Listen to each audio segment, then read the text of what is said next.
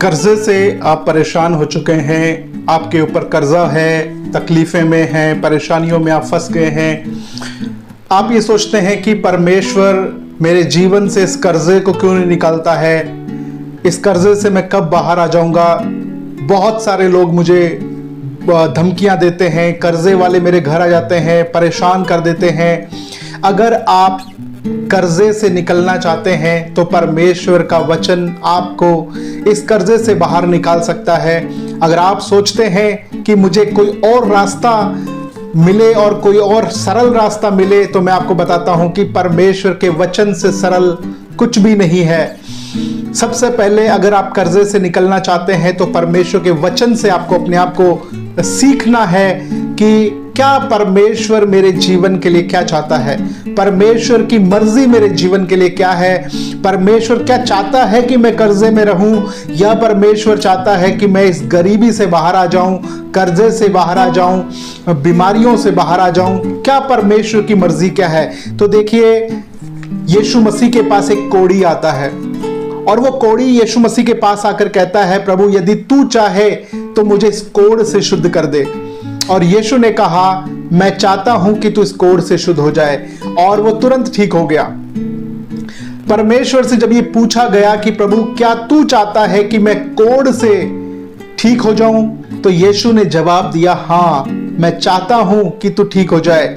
अगर आज आप पूछो कि प्रभु क्या तू चाहता है कि मैं इस कर्जे से बाहर आ जाऊं, तो यीशु मसीह क्या बोलेंगे, हां तू इस कर्जे से बाहर आ जा।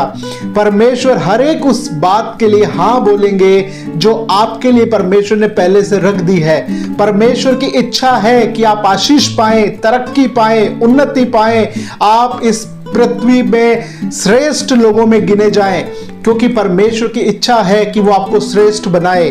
देखिए, एक वचन व्यवस्था विवरण उसका 15 अध्याय उसके 5 वचन में इस प्रकार से लिखा है, इतना अवश्य है कि तू अपने परमेश्वर यहोवा की सब आज्ञाएं चित्त लगाकर सुने और इन्हें सारी आज्ञाओं के मानने में जो मैं आज तुझे सुनाता हूं चौकसी से करे।